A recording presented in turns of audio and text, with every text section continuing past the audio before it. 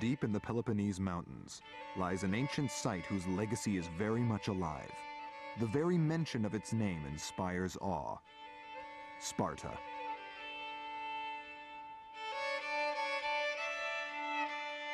You are that colonel. You are that leader. And you're going to do that. We're going to race it one time. The U.S. Marines are among the finest soldiers in the world. They trace their fighting spirit back to the Spartans. Sparta had one goal: to have the best fighting force of their time. The Spartans have inspired me since I was a kid. I feel that one of the reasons I joined the Marine Corps was to be that same person, the ultimate warrior. I think that was the start. Sparta lies in the heart of the southern mainland, a 3-hour bus ride from the capital, Athens.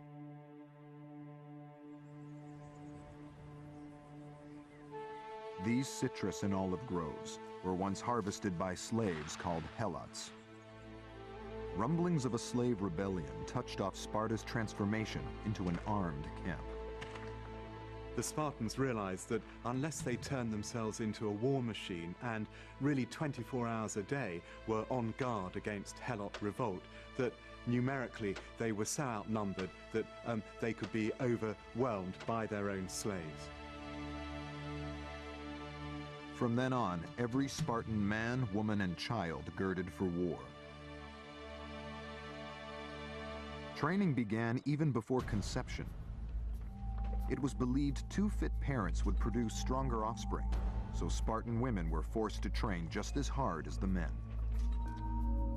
They were, of course, fundamentally the breeding machines for the Spartan warrior. But that actually led to them having much greater physical freedom and freedom of movement than women must have had in many other Greek city-states. The daily regime was truly Spartan. You were also being taught to undergo great physical hardships. You were sent off into the wild and you had to scavenge for so many weeks. You had to kill foxes in order to feed yourself and so on. Drinking was taboo, and fine dining was off the menu. The Spartans were legendary for not being a place to go for dinner.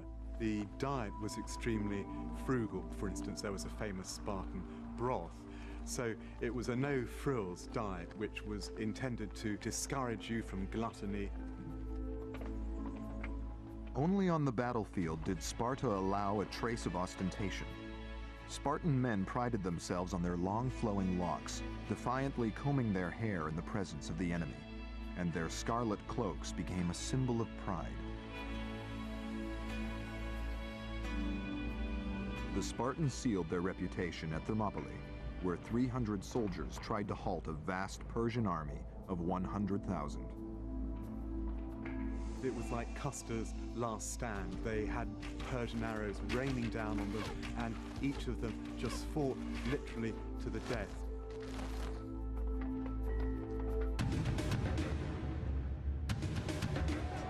Though heavily outnumbered, the Spartans held on for 3 days. It was a heroic feat, but the crack troop nearly all perished, including their legendary leader, Leonidas. His courage earned him a place in the history books.